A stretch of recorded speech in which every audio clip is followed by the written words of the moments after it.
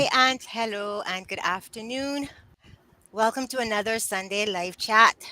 Hi, Karen. How are you doing? I am good, girl. Happy Sunday. Happy Sunday. And let's get our special guest on. Hello, Tiffany. It's great to have you with us. Hey, Gail. Hey, Karen. Hey, Today. Hi. so far Great. so good. So, Karen, let's kick Awesome. it off. You can start. Hey Welcome, guys, everybody. right. You already know who I am. Carrie here, your favorite virtual assistant. In today's live, we're gonna have Tiffany McKinney. She's a very special guest. Faith and Fuel: One Woman's Journey to Self-Discovery. Tiffany is a author. She's a chef. She's an ordained minister as well. And just to give you a little synopsis of who she is, but Tiffany, let the people know who you are. Let them know more about you. Introduce yourself to everybody watching. Hello, everyone, with the Sunday chat. Again, my name is Tiffany, as they said. I think Karen kind of a author. Um, I am also she says a chef, as a self-taught chef. Let's say like that.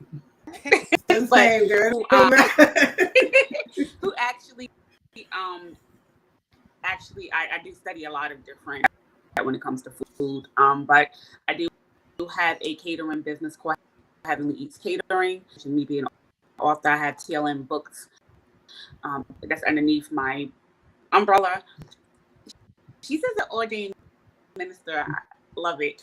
I am there for First Love Outreach Ministry. Again, give it honor and glory to God, but also to Designate Jacqueline Breeden and our head pastor, Apostle Designate. He's now of Ecclesia Worship Ministries in Brooklyn, New York. So yes, I do have a lot of few. I'm a name, but that's who I am, and just the ordinary Tiffany that goes through life. Yes. Well, thank you for being here. I appreciate you taking, Thank accepting you. our invitation to be live with us today. And just, everybody is, I personally believe it's important people to hear your story. It's important because it's phenomenal and it says a lot about your character, how resilient you are, and your will, self-determination to be successful and overcome, an obstacle. Um, hmm so just give it a okay. So let's start it off. I know you like. I don't know if everybody know, but Tiffany for a few years now, right? Mm-hmm. For a few years. Yeah, I don't even know how long, but it's been a for few more years that than I a know few years, Tiffany. little history in the Yeah, chat, and then yeah, found out a couple other things later on. Yeah. yeah. So I know Tiffany for a while, and I really believe your story is powerful because I know you did have bariatric surgery, right? And Mm-hmm. I mean, amongst many other life obstacles. So when we started with that, what was the defining factor for you, right? What was the say for you? Okay, this is it. I'm tired of this is too much. I want a better life for myself. What was that decision thing that said to you, I want to do this. I'm going to do this. Have surgery, have the bariatric surgery. Right. A lot, a lot of little things in life that happen. Married, and I was going through a difficult part. I was already 654 pounds Mm-hmm. um, at the time. At the time, and I think one of the pivotal moments to say, you know what, I need to have this surgery. Um, Again, my pastor, but she's more than my pastor. She is Mm-hmm. the big sister, Paulette Coattail. Okay. Okay. And I remember her being, you have in your life that um, you want to always tell you the honest and the hardest truth that you can deal with. Right. And I think that is important in your life. And I remember getting a phone call from her, and at a point where I just, I was at my lowest. And she said, listen, I love you with every part of my heart and my being, but I don't your coffin. Mm-hmm. And that literally resonated. Um, And I think that's why she's such an amazing pastor, because she is so transparent. That's how she teaches.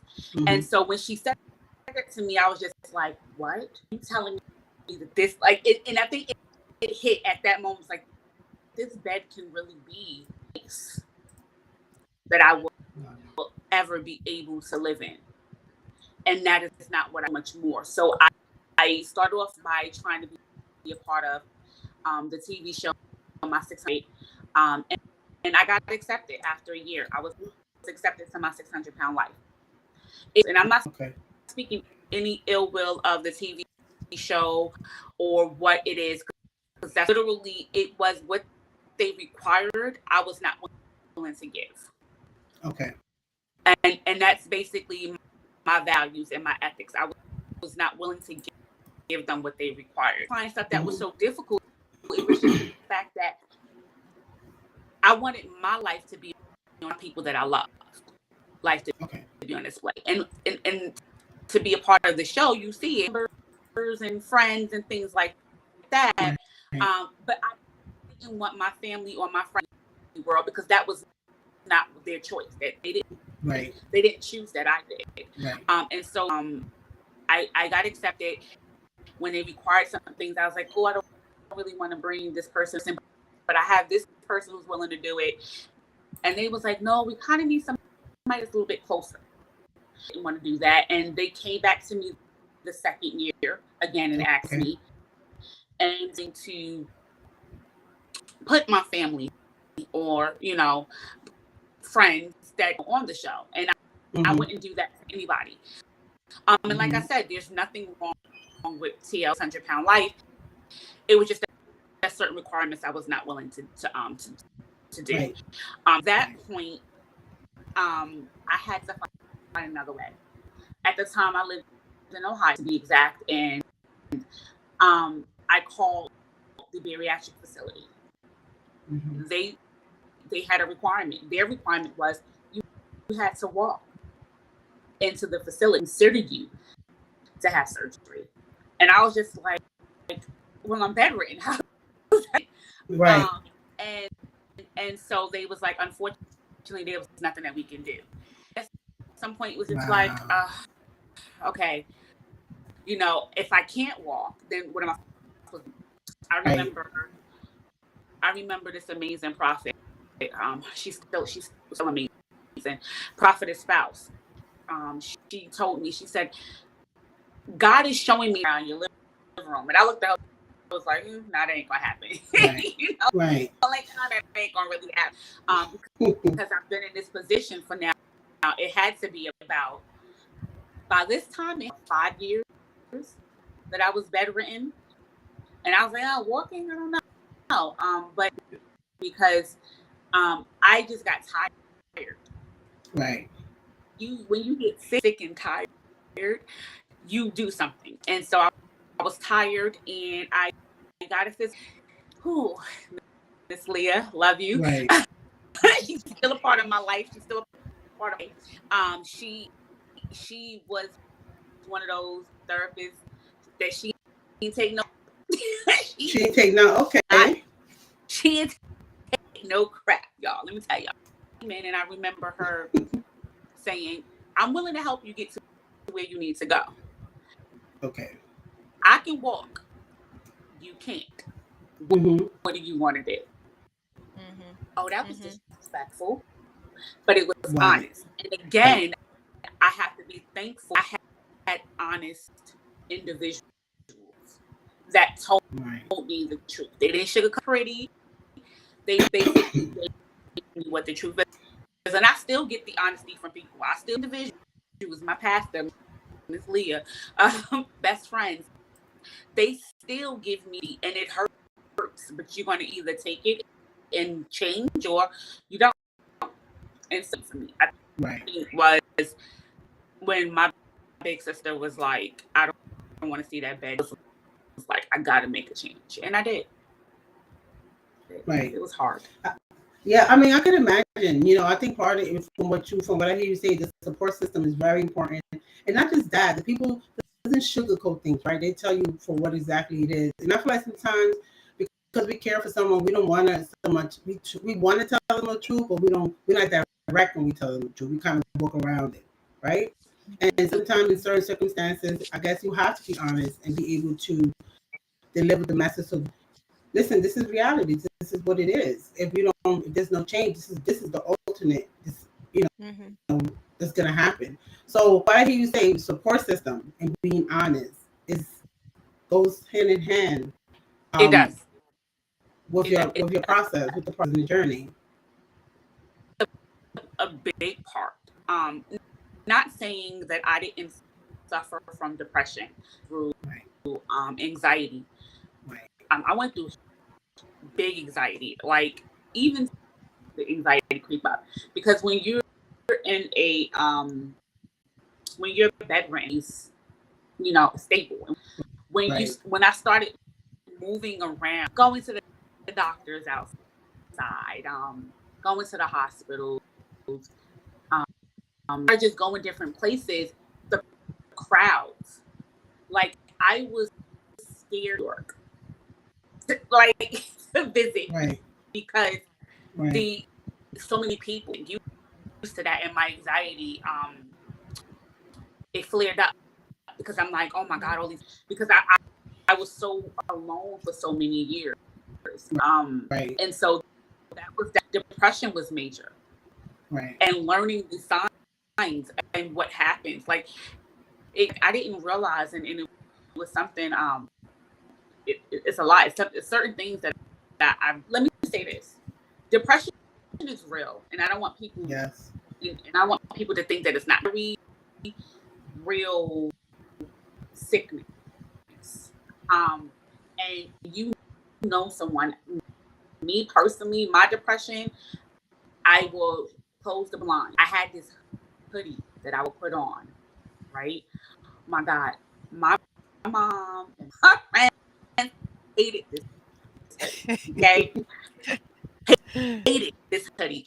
A size 6X, and even after I lost all the weight, I still had this hoodie. It was a year ago I gave that hoodie away to someone Mm-hmm. in the street that needed it. But get back to what I was saying. Look for the signs. There are so many different signs that people around you because they can be in a position where they're depressed and you can be with them right, around 24/7 and don't realize that they are in a depression. It's real. And right. I think one of the major things was going to counseling, going to therapist, and learning the signs. Turning off the lights, sitting in the dark for hours, Wow. having the mindset to want to sit in a corner and um and just don't want nobody to see me. Like I wanted to shrink in a corner if I could. Mm-hmm. So whoever's out there, and it's something that I continuously want to advocate, something to advocate for, to pay attention to. Yeah, it was a lot of different things in my life that I dealt with, and it's hard. It's a hard thing, but let's continue. Sorry, I drifted off. Sorry. So Mm-hmm. sorry. No, no, Right. no. That's No, okay. no, it was a good answer. It was a good answer Yeah. because the thing about depression is you how would you know? Like if I'm suffering from depression, brave enough to say, okay, Tiffany, I'm not feeling it today. I'm feeling depressed. Like what does that really mean to the person hearing it? Right. Because and sometimes we jokingly say, "Oh man, this just happened. I'm so depressed," versus Right. I am depressed. It is hard. It is really hard to see or to understand what a person is going through mentally and emotionally, and then Mm-hmm. decide, oh my goodness, how am I going to step out? How am I going to step up and help that person? Right. Mm-hmm. So it's interesting. So, like for me, it would be yes, you had that person who was really honest, and I appreciated that. But, like, did you actively do anything like to reach out to somebody to get support? Like saying, like, I really, really need your support, or, I just don't feel like doing anything today. Like, don't take my hoodie. I love my hoodie. You know what I mean? So, like, how do you manage that? No, I I didn't. I'm I want to be transparent. Okay, let's Right. Yeah. get comfortable. Yeah. I was not that person. Mhm. The people had pulled things from me. It's still hard for me to tell my full truth to be exposed. I don't like to feel open to people, right? This show is me opening myself up to people, right? Right. So Mhm. I don't like to do. I do it because I know that there is a person that may be listening. So what I say to you is no, I don't. Didn't. I didn't reach out. You doing? Oh, I'm okay. Knowing deep down, I wasn't. Mm-hmm. Mhm. We talked about in Bible study today. How are you going to help others if you can't not that you're hurting? Right. When you hurting, how do you it's not it? Because you're so embarrassed to tell somebody this hurts me. Right. Yeah. I don't know how to pick up the pieces and I'm crying because I don't know how to pick up the pieces. Mhm.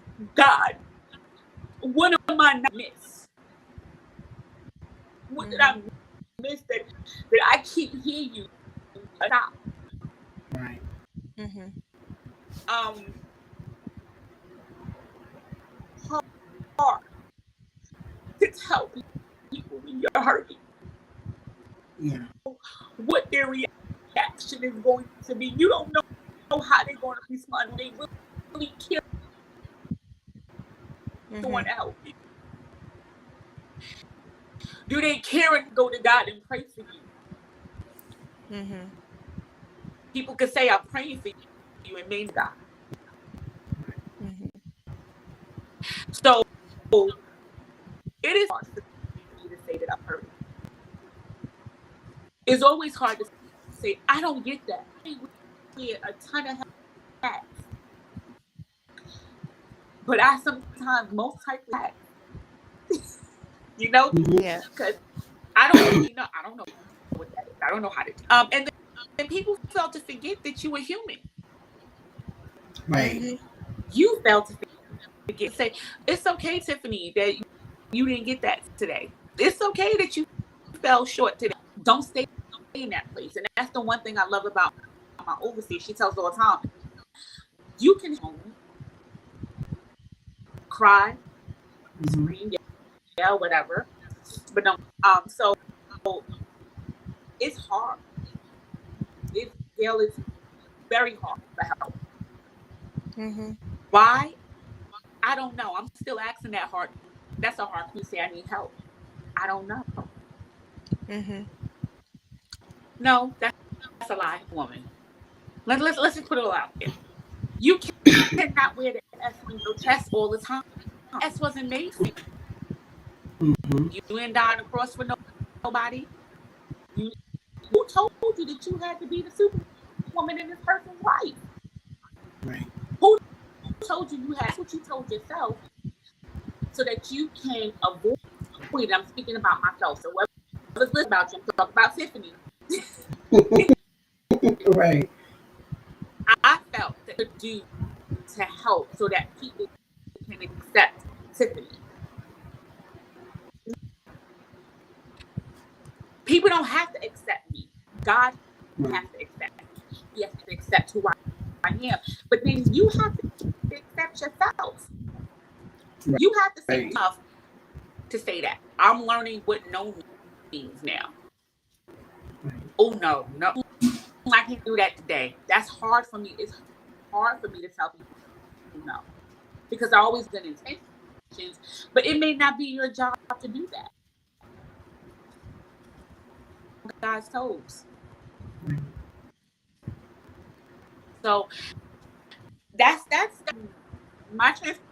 That's something I'm dealing with. How to Mm-hmm. say no. Am I no? And stop thinking that it's hard. It stop saying that you can't ask for help. Because if you need help, say it.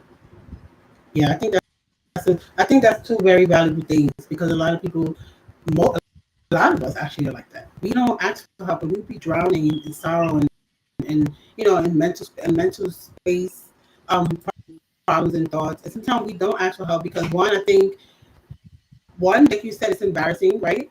Or two, you feel guilty because you already are, whatever that circumstance or whatever that feeling is, you're already feeling it. And then you also feel guilty to pour that onto somebody else, or you feel like you're pouring that issue to someone else. So Mhm. I think, what can I say? Asking for help is very crucial in helping a person or helping an individual seek help, or at least somebody sending you a lifeline so they can help you. And that's okay Mhm. to ask for help. And that's good. That's real. That's real, It's Tiffany. how, but then the question is, people are like, well, how do I ask for help? I don't I don't know how to do that. So what you want me to do? What does that mean? Right. I'm a researcher. Mhm. Like, it's so funny. It's so funny because Gail, you gave the title "The One Woman's Journey: Faith and Fuel," and I had a simplicity for Faith and Fuel, a little bit more research Mm-hmm. on faith, um, because made me say I need help, and my help comes from, right, and that's where the heart comes from me, right? Because I can go to anybody to get you trust the person enough. So trust is a big factor too. It's a Right. lot of different to this to asking for help and trusting what you get. Yeah. That's where Mhm. you Yeah. have to find out where you at right now in life, and then see how to go. We'll go back to um my relationship with God and with people. You have to learn how to define and tell yourself the truth. That's a hard Mhm. stuff. Yeah. Yeah. Definitely. I have another question that came out from something you said. Mm-hmm. Because in my normal life, I am a corporate training facilitator, and I have seen people, especially those in customer service roles, like in retail, they will see somebody come up to them who is, really large, and you can see it on their face. There's the judgment. Mm-hmm. There's the why doesn't this person do better? Why don't they exercise? Why don't they eat right? Because on the flip side, the person could be on medication, it could be an Mm-hmm. illness. There's so many reasons. And when I started to do the research myself, I realized that there are people who are not, they have no choice. They have no choice. You could be on insulin for some reason, and that's why you're bigger than normal. But for me, is the judgment. And you get on a plane, for example, and you see this person trying to sit in a seat, or you see them trying to go up the steps, and nobody tries to help. Everybody's like, they can really move a little faster. Where are they on my flight, or why are they sitting next to me and taking up three seats? It's so judgmental Mm-hmm. usually. And my question is, do you think that we should include some kind of sensitization training as part of your work life or your career life that covers empathy? Because everybody's not born with empathy. Empathy is not a natural thing if you haven't been exposed to it. But the world is made up of so many different kinds of people. I think, based on what you're saying, so that was my question. Do you think that if people were trained, sensitized, literally to other conditions and other people, if that would have made life a little easier for you in terms of a little understanding, a little empathy, a little more willing to support, rather than, oh well, that's her, however she manages, what do you feel, how did Um, you feel about that as you were going through it? I'm glad that you mentioned that. And something you said that I mentioned up lives was people automatically think because you're overweight is because that is the number one thing for everyone. Oh, she's that big, or he all they do is eat, right? Right. Correct. But the Right. funny thing is, right, in my situation, um, one when I was bedridden. So when I first got into Ohio, I was being bedridden. I gained 200. Okay, Prior to me being that, a lot of, I personally, me, I eater. I was a stress eater. Okay. When things bother me, yes, food did, you know, did, what's the word I'm looking for? That place, but then also being sick and bedridden got me even further. So what I don't know what somebody's situation is. There is a disease called lymphedema, which is a fat disease, something that I do suffer from. Not as severely as other people, but basically what it is, it's the body, normally on women, it's the bottom half of their larger than the top half. Mm-hmm. Their leg be 10 times bigger, right? And so they have all these different studies and the research surgeries to remove the fat. But then it can happen again, right? So there are diseases and there are medications that allow you to, that puts weight on you. So that Right. eating. Mm-hmm. And so I thank you for mentioning that, Gail, because that's hard for a lot of people to grasp mentally. Do I think that there's training on how to deal with plus size individuals? Well, before we can get to that training programs to help plus size individuals, there are lack of care to help with obesity, right? Right.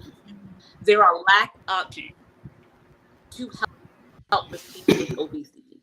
There's there's a lot of lack of people with obesity because, like I said, it may not just be from food.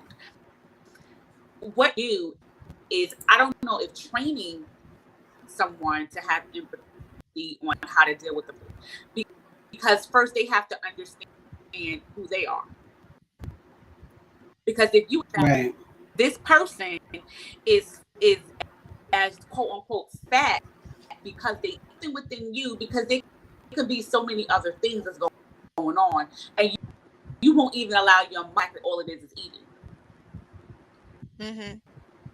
So my question is, how can I get someone? I don't know if I can.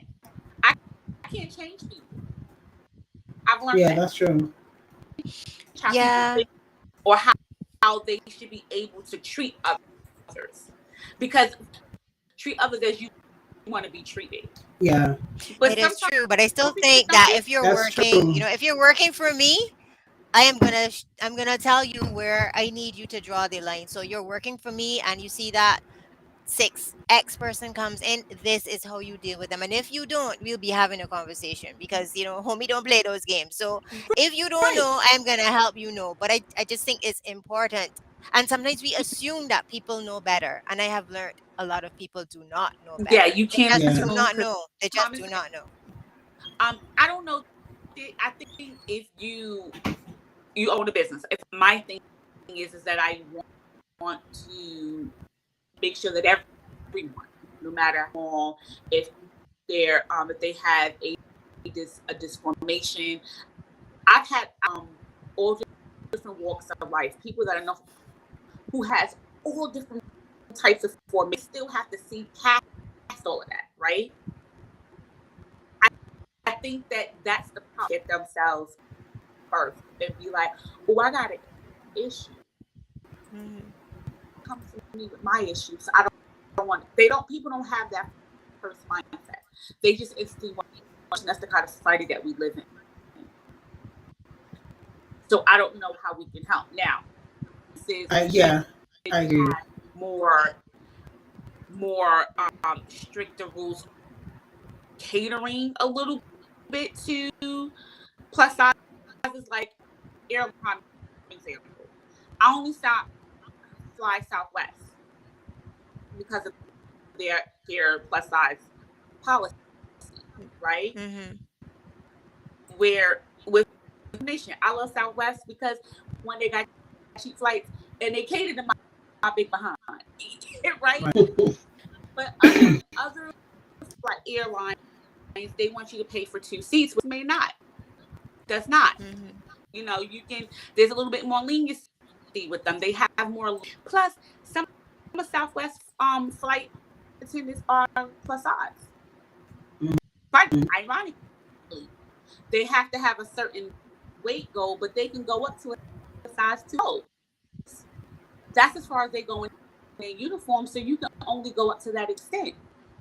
Because you're letting me know it's okay to put a plus size person in the thank you. Yeah. You're not ashamed of something. Yeah. And I love that about that. And there's some companies that do cater. I've been to restaurants, I'll be like, oh, can I have a table? They be like, oh, girl, don't worry about it. I pull the table, I pull the booth out for you. I love that friend to me, but you have to also, when you're plus size, be honest about who you are. I take chairs to make sure I can sit on them so they won't fall underneath me. Yeah. I do that with Yeah. beds, but that's because I know who I am. And I think, and as when it comes to plus size, now issues with thinking I'm still a size 7X, 6X that are large, but that's something that I'm working on. But as for businesses, I think that I don't think that they have a training, but have something in place to help with the plus size. Because but there are a lot of, I will say this, there are a lot that are out that help with like certain things, like travel and stuff like that. Travel as a plus size person and where you can go and how they and who caters to you, Gail. For those who ever want to know, especially on Facebook, I know there's flying. It's not my thing. It's called Flying While Fat. Literally, that's the name of the group. Talk about different airlines and what seats and what aircrafts will work for plus size people. I know it was like jet skis and like that you could do. Like there was this one young lady who her husband wanted to go into something that she wanted to look over the mountains, but it was like a flying like the smaller planes, and so she gave us exactly what company that £100, and she was 200, and so like each plane has a certain weight capacity. There's different things out there for you to look. You just have to do a little bit of research. But I do agree to me, but something put forth for us to know how to treat people of different disabilities and things like that. Because it doesn't have a spectrum of it all. No, I agree with you, Tiffany, because there is biases and stigmas and prejudice, some form of prejudice against a person that's a certain weight class, when it comes to weight. There is that. But at the same time, I feel like sometimes they seems to be more harder on the women being a certain weight than they are for men, And that's just what some people are. That's just how society. It shouldn't be like that, but they do that. They do have prejudice against weight. And it's, for example, Lizzo. Lizzo is she's a singer, but she's very confident in her weight. But they still give her so much bad comments, and every time she's happy to express her weight and not seem shameful, somebody always have something negative to say about her weight. But then we also speak on the topic of love yourself. But if you're going to accept someone, and we all know how to be in a certain way is not healthy. Let's be realistic, right? But what about allowing a person to love themselves while working through that journey instead of tearing them down? That should be something that I think as a country, as a nation, we tend to be very prejudiced when it comes to weight. When it comes to people individual weight. But I want to ask you, so what would be two things that you would say? If somebody's thinking of having bariatric surgery or thinking about it, what would be two advice that you would give them that maybe you experience, that maybe doctors give you pre-ops, they go through the assessment process, the consultation, they'll tell you the pain point, they'll tell you the post-op, the pre-op, but the in-betweens, they don't really tell you, right? What would be two advice you would give someone who's thinking about doing surgery? Okay, Tiffany, why are you smiling, Tiffany? try to put me on the spot. And No, I wasn't trying to do that. A lot of stuff about when it in between stuff that the doctors don't really tell you. Right. I think the one major free phenomenal crown that comes to our group is know why you're doing it. That's a good one. Yeah. Having surgery. Don't have surgery for somebody else. Because, honey, he ain't gonna love you. If he ain't love you when you was big, he ain't gonna love you when you small. Just put it out there, okay? Are you sure, Tiffany? Are you sure?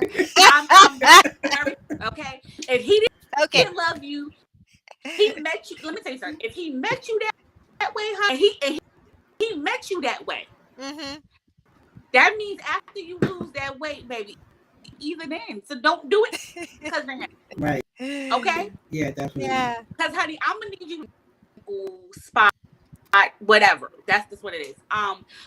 So know why you're doing it. You want to. If my thing was, I wanted to wear a pair of heels, honey. I need to wear some, like, I wanted to wear jeans, heels, all of that. I may not wear heels. Okay, I'm wearing jeans today from Walmart, and I'm very happy about that. Okay, ain't the ones that you just slide up with the elastic around. No, I can buckle these up with a zipper, honey. This is so why. Okay, yeah, I'm happy about that. But no, know why doing the surgery, and do the surgery for you and for no one else. If you, unless you're doing it for kids to be better. I know some women who have 4 or 5 kids, and it's like I can't see them because I can't hardly breathe. I need to be able to do something about it one day. So have a reason and know your goal. That's the first thing. That will be my second tip. Research as much as people who've had this surgery. Go to classes.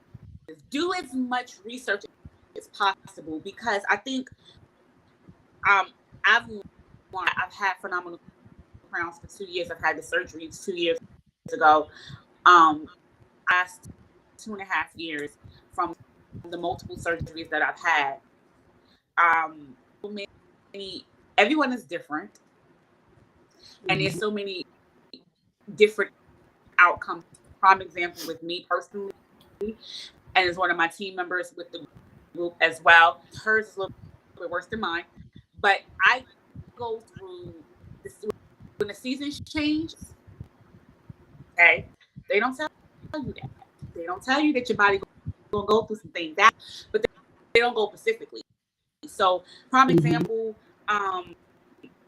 like for instance, I can't stand the smell of them right now. If you make them a certain kind of way, I'm not.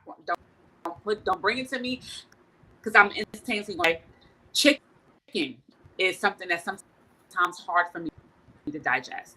I can do chicken, but they say red meat is not good for you, right?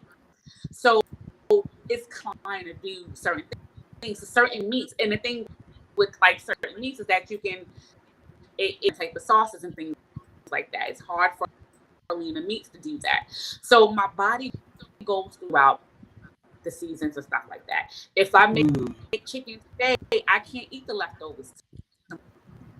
So I have to cook a different meat tomorrow so I can have that, but then I can go back to the chicken. So it's kind of difficult for me when it comes to certain things. These last 2 years, it's like that with many of the women. Their eating is totally in spurts where they don't want to eat it all. We don't want to have nothing in our system. Got out of the surgery, I'm gonna say for the first 6 months, I didn't want food because I was trying to get to a smaller body. That wasn't the case. I did not want to eat. Didn't have no taste. Don't taste good. They was trying to get me to do protein. It means that my body was going through on top of depression. Right. Everybody, do your research, because they don't tell you. They tell you, Yeah. oh, some mental changes, but you really go through. I tell everybody the truth. You're going to go through some mental changes. Mm-hmm. Here, that's you can't be prepared because everyone is different. Right. But everybody goes through these different changes. Understand. So know why you're doing it and do your research.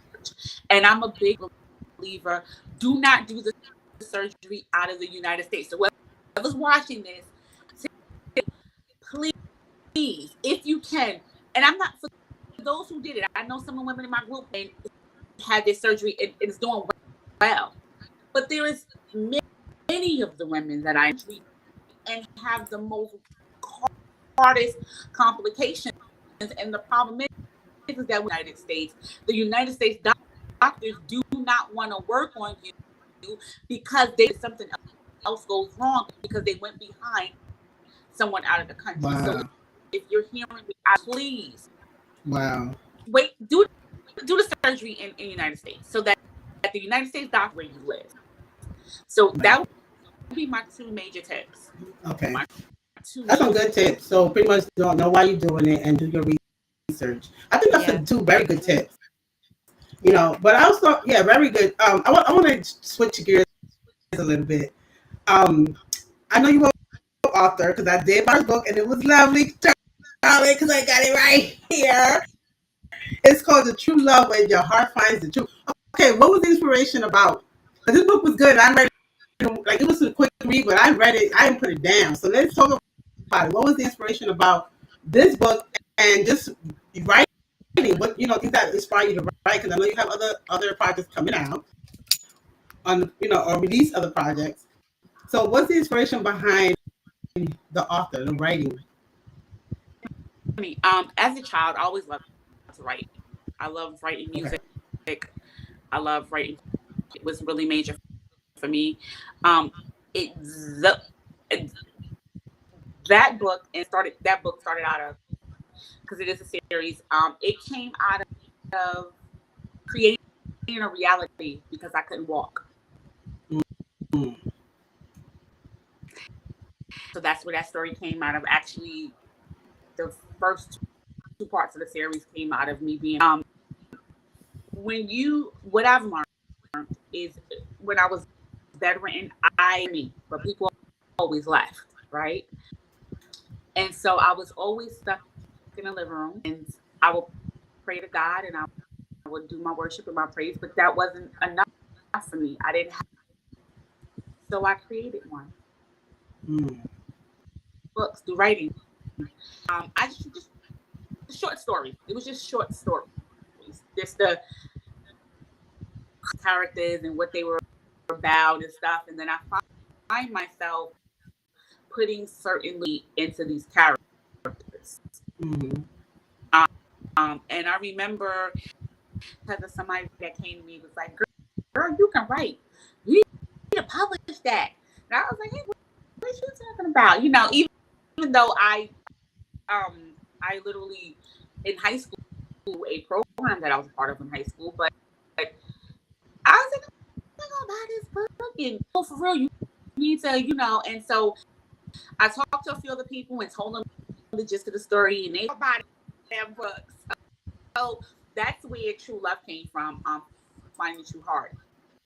It's out on Amazon right now, and the series continues. It's just it was a way to have a life.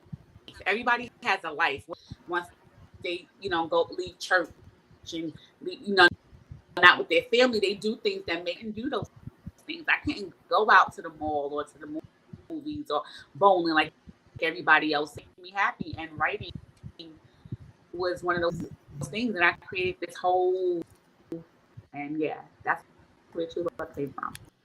Oh my God, with the book. I mean, listen, when I read it, it was amazing. I enjoyed it. I didn't put it down. I read it the same day, and I know part 2 should be on the way, right? Well, no pressure, Tiffany. No pressure. Let me say this, and I'm going to announce this and I was going to wait. Unfortunately, things happen where, so I was going to wait till today. But part 2 is purchase it on Amazon right now. What? Yes. Good. Yes, Wow. you can go to Amazon. Okay. Part now. I'm just going to put it out there because Karen was one to text me and called me and told me that they was waiting anxiously for part 2. This is a love series. It's a 3-part love series, everyone. So everyone that's watching, the first of this, no one knew this. So I told my team, I'm going to let everyone know that they mentioned the book, but I'm letting you know you can now go to Amazon and purchase the second, The Loving Heart. And you can go now on Amazon. It's right now on Amazon. And if I know Karen, she's probably Googling it right now. Yeah, she is. She is, Tiffany. You know her very well. You know her very well. She's Googling it. Yes. Oh my God. How you know? Get out of my head. Amazon for you to purchase the book. The Kindle version is not going to be released until November 25th. That to actually release it on November 25th, Black Friday. But the Amazon, my Lord and Savior, they had a whole different plan for the hardcover book. So the hardcover book is the Kindle won't be out until November 25th. And if you want an author's copy, you can go ahead at the email address that I gave you guys, Tiffany McKinney Industries. Yes. I'm more than happy to send you out an autographed copy. I think my team had the prices. I apologize because once they talked to me about it, I don't know nothing else. So I don't what is it, Karen? Because I know you looked it up. I think it's like 18, something like that. I don't know. But yeah. Listen. So it's out there. But just part series. So please, if you bought the first book, and I'm gonna tell you this, you have to buy the first book, buy the second book, because if you get the last part of the series, which I am working on as we speak, the series, I promise you're not going to understand the last book in first 2. Right. Yeah. You gotta start from number 1. Yeah, that's true. You have to read the first of, and then The Loving Heart is all new characters. So I'm just giving y'all don't it's not. But that third part is you're gonna be like, don't wait for me to put out the third part of this book and y'all go buy the third one and be like, I don't, because you ain't read 1 and 2. Right. You gotta get 1 and 2. And I'm not saying it because I want you to, I'm saying it because I'm saying it because I want you to buy it. I'm saying it because in order for you to get this third part and really be engrossed to be able and to get all 3 parts. And not only that, each book has you're going to find parts in there about depression. You're going to find parts about love. I truly love. You're going to find parts of, and I don't. You're going to find different parts of Tiffany. And as Karen said, when you read it, you're going to see that she tried to be the superwoman. And I mentioned that here, so it makes sense, right, Karen? Yeah, it does. It really do. I thought I was a superwoman. And so you have me all the way in them. And I created, I know that someone told me I need to know. Someone told me I need to probably go and write up to Tyler Perry. I don't know what. Girl, pound Tyler Perry. You know social media works, honey. Pound Tyler Perry. TikTok and social media works. So let's not sleep on that. Listen, let me say, because working with the church, right? And I'm going to say this. Working with my overseer, and they push me to limits. And it's so funny because, you know, every year we have Holy Gathering, things bigger and better, like God. And so my apostle definitely, and it's so funny because when he does things, he tells me to do things, and I'll be like, I don't know how I'm supposed to do how this supposed to work. Literally, right? It's like, even with my pastor, like and I'm gonna say my sister, I love her, so much great different businesses and stuff like that. And so she sells different things. Girl, you got this. And she'd be like, you always pushing somebody. What about pushing yourself? Like, so every You one got a good circle. else. Yeah, very Yeah, like we I have have a an very amazing. yeah, like I feel like we all need that circle is gonna push you. Like, hey girl, you could do better. I know you could. Yeah, I have an amazing. I have. It's like you have a And it's very so funny amazing because circle. yeah, every one of them have businesses, and I love it. Mm-hmm. And it's so funny because someone told me, mentor. Y'all know her, follow her. Her name is Tina Booker. She has an amazing. I told you, she has an amazing program that I actually was a part of, and she don't play. She give it to you what it is. So I do a lot of shout outs to people because this is how it got me so strong. Because I got these strong folks Right. all up around here that don't play this hairstyle, honey. My sister did it. I'm with her hands off the chain. You right? Okay. I was like, girl, you can do some things, but I feel I'm around that are amazing at what they do. And you either going to surround yourself with people to be better, or you're going to try to bring people down. And I think the biggest thing that I've learned, even people tell me, like I have a girl who lives houses, like I love it. She tells me all the time, she's like, girl, you know why? You will leave a state and move someplace you don't even know and just start over and make in that area. And I'm just like, girl, I got to go. No, that's true.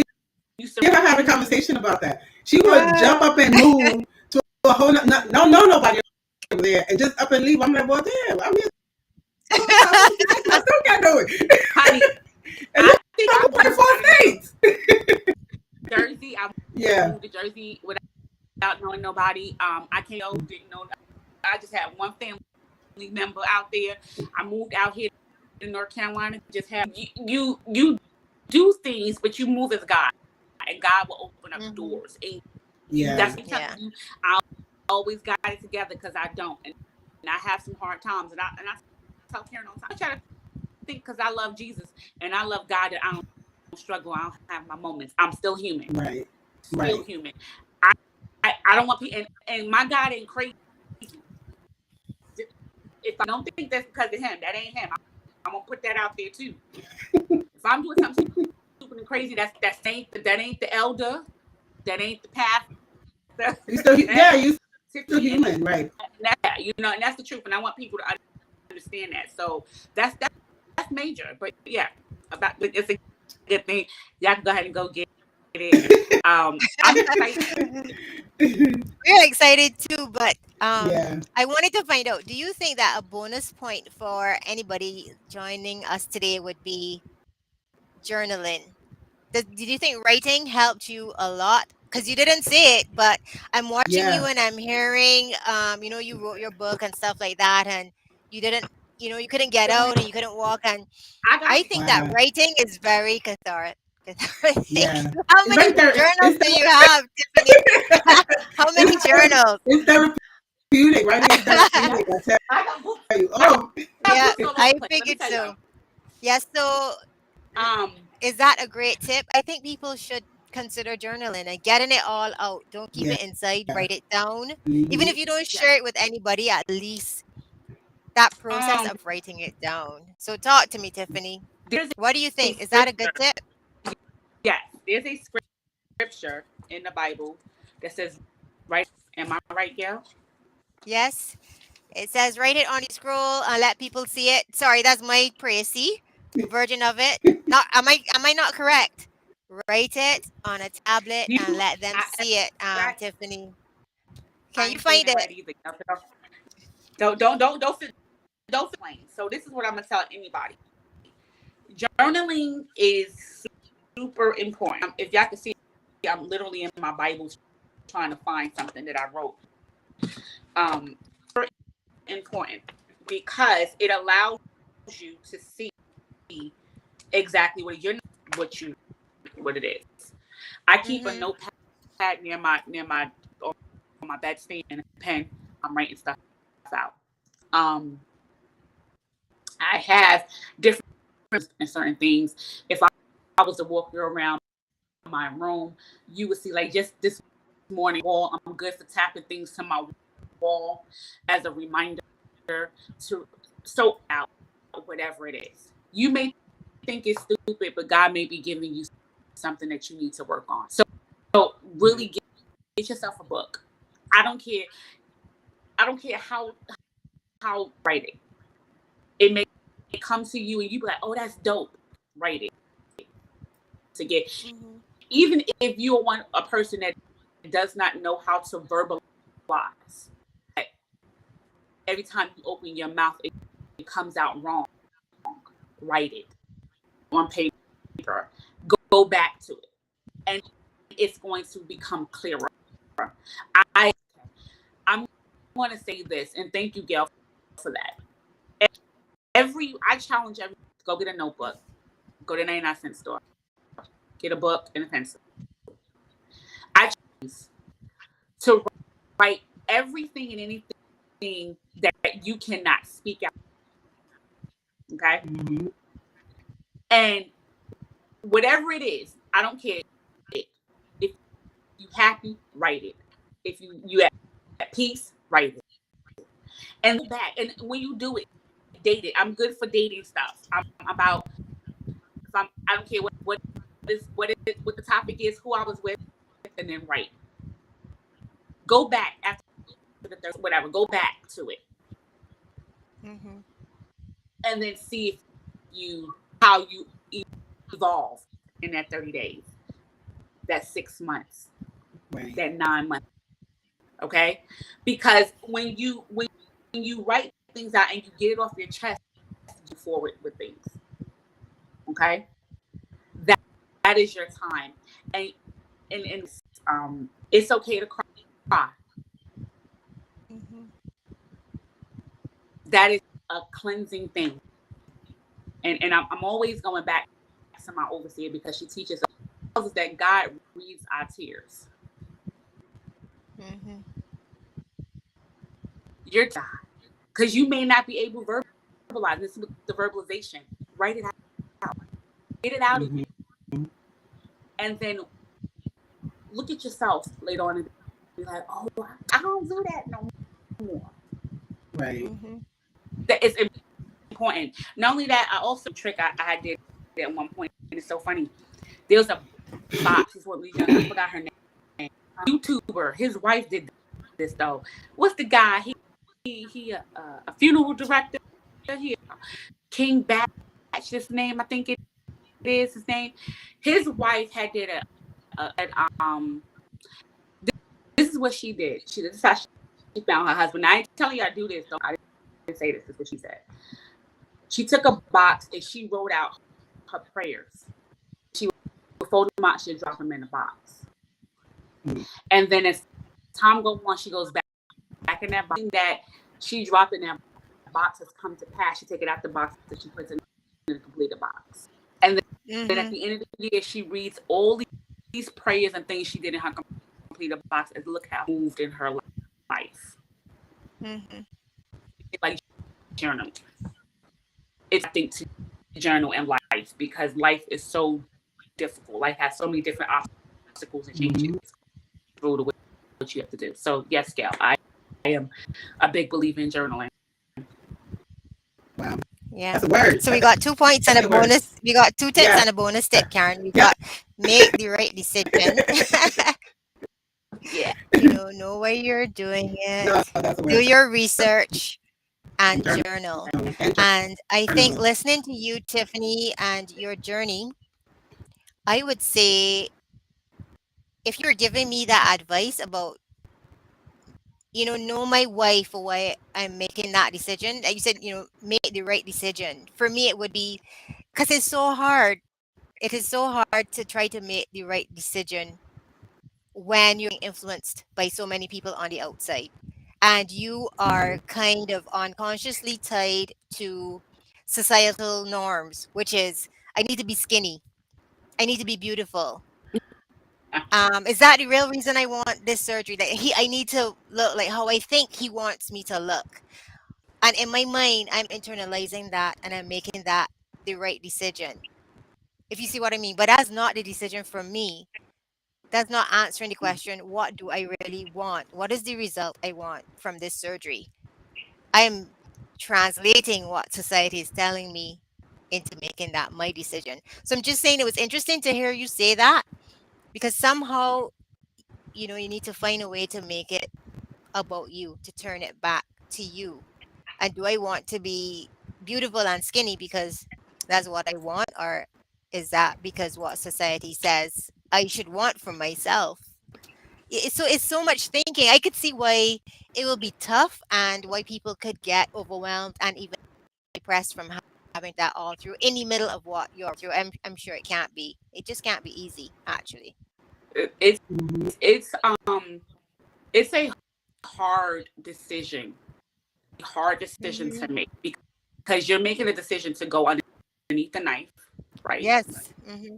That's major, and then to wake up and now you can barely eat nothing as big as that, right? That's all you can fill up. Um, and not only that, before you even gonna get on the 25% of your body mass, Hmm. that's a requirement. Women now that are still struggling just to try to get to that 25%. Yeah. Hmm. You know what I mean? So I think just knowing why you're doing what you're doing. Is it important for you to do what you're doing? And then what am I trying to impress? Right. Hmm. Again, my purpose was live. They told me I would never walk. They told me I would never be able to stand up. I was told that I, I will have the hardest time. I, I will always have to be with a wheelchair or a walker. I was told, well, listen, Karen, you're contesting. And even in that, when they told me that, I was like, I don't think so. And so it was a hard road, and I'm thankful for the two of you because you're making me realize I really need to be, because sometimes we forget once we come out of a situation, how far you've come. Hmm. Yeah. Even though people like this, you might like my hero, and I'll be like, oh no, don't say that. You know what I'm saying? Right. But don't say that. That's why. But no, I mean Yeah. honestly, just to sit there and say, why are you doing this? Are you doing Hmm. this because you want to do this? And don't lose the weight and then get all cocky. Right. And I think the mindset Yes. too, Tiffany. The fact that you I know mentioned, they tell you. women that did it. I know some women that did the surgery, and then but they still was not probably eating the right food. And then everybody forgets the stomach has the ability to remember. It has to remember everything.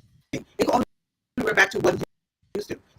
So you always have to. Hmm. I mean, I know a few people that did it, and then they went back and they came back with double because they was not eating the proper food. They didn't follow the pre-op suggestion from Yeah. the doctor. They didn't change their Hmm. lifestyle. Their mindset. It's one thing I think about it too. For those people that I know, it was for vanity reasons, right? And we do it based on vanity. Hmm. There's nothing wrong with we all vanity some form, some fashion.